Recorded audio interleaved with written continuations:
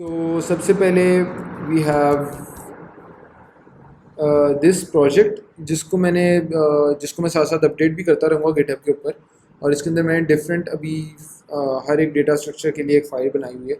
So let's get straight into it और हम run कर लेते हैं अपनी पहली file. This is about the Python lists. और लिस्ट जो होती हैं वो बेसिकली पाइथन में अरेज को लिस्ट कहते हैं। तो ये सेम वही अरे वाली लॉजिक लगा रहे होते हैं बैकएंड पे। So first of all we create an array. Notice that this is the name of the array और इसका हम नेम कुछ भी रख सकते थे। इसका नाम अरे होना ज़रूरी नहीं होता, ABC भी रख सकते थे। तो ये बस इस अरे का नाम है, राइट। हमने यहाँ पे एक अरे बनाई, उसके अंदर 5 8 1 -9 4 और 2 रख दिया। तो ये हमारी ओरिजिनल अरे प्रिंट हो गई यहाँ पे। Then we can call this operation array dot sort. ये हम बहुत ज़्यादा यूज़ करते हैं और अगेन इसको हम as a black box use कर लेंगे। हमें फ़र्क नहीं पड़ता है पीछे किस तरह सॉर्टिंग चल रही है एक्चुअली, लेकिन हमें ये पता होना चाहिए कि इसकी जो कॉम्प्लेक्सिटी होती है इस ऑपरेशन की वो ऑफ n log n होती है। और ये इन प्लेस होता है। इन प्लेस का मतलब कि इसी लिस्ट को मॉडिफाई करके सॉर्ट कर देता है। देन वी आर डूइंग अरे dot append 90 which basically means कि इस अरे की जो आखिरी एलिमेंट है उसके आगे एक 90 डाल दो। Now this is an O of 1 average operation, लेकिन हर दफ़ा ज़रूरी नहीं है कि O ऑफ 1 ही हो। तो now if we insert at the first place, जैसे मैंने बताया था ना कि अगर अरे के बीच में कहीं पे इंसर्शन करनी हो तो उससे अगले जितने भी वैल्यूज़ होते हैं उनको हमें शिफ्ट करना पड़ता है। तो अब अगर हम फर्स्ट इंडेक्स पे कुछ इंसर्ट करना चाहें तो हमें उस पूरी अरे को एक आगे शिफ्ट करना पड़ेगा, एक एक आगे। तो we will take O of n operations और ये काफ़ी कॉस्टली हमारे पास ऑपरेशन आ जाता है। देन वी हैव अरे dot pop which basically returns you the value of the last element और वो उसको अरे के अंदर से रिमूव कर देता है।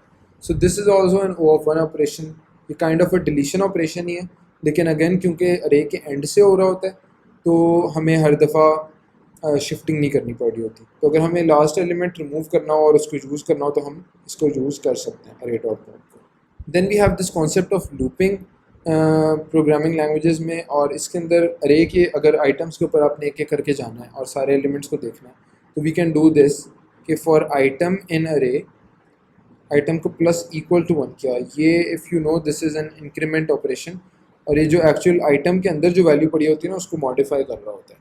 सो ये जो सारी वैल्यूज़ थी ये यहाँ पे प्रिंट हो रही हैं एक एक बढ़ के, इनमें एक एक वैल्यू बढ़ रही है। तो -90 बिकम्स -89, -9 बिकम्स -8, राइट। बट उसके बाद जब मैं अरे को दोबारा यहाँ पे प्रिंट करता हूँ तो notice that it has unchanged और उसकी वैल्यू सेम टू सेम है। इसकी वजह यह है कि जब हम फॉर आइटम इन अरे करते हैं ना तो वो उस अरे के एलिमेंट को कॉपी करता है और वो एक वेरिएबल को दे देता है। सो नाउ हम इस वेरिएबल को मॉडिफाई कर रहे हैं, हम उस अरे के अंदर जो एक्चुअल वैल्यू पड़ी थी ना उसको नहीं मॉडिफाई कर रहे या उस अरे को नहीं मॉडिफाई कर रहे। तो जब हमने उसको दोबारा प्रिंट किया तो वो वही अरे प्रिंट हो गई। So if we need to modify the actual value of an array तो हमें उसके इंडेक्स पे जाके उसकी जो एक्चुअल वैल्यू है उसको गेट करके फिर उसको मॉडिफाई करना होता है। तो उसके लिए हमें इंडेक्सेस चाहिए होते हैं। So now we can do that here. और यहाँ पे हम for i in range length of array जब हम करते हैं तो जो अब पहले हम आइटम के अंदर एक्चुअल वैल्यूज़ आ रही थी, मतलब -90 -9 1 ये सारी वैल्यूज़ आ रही थी।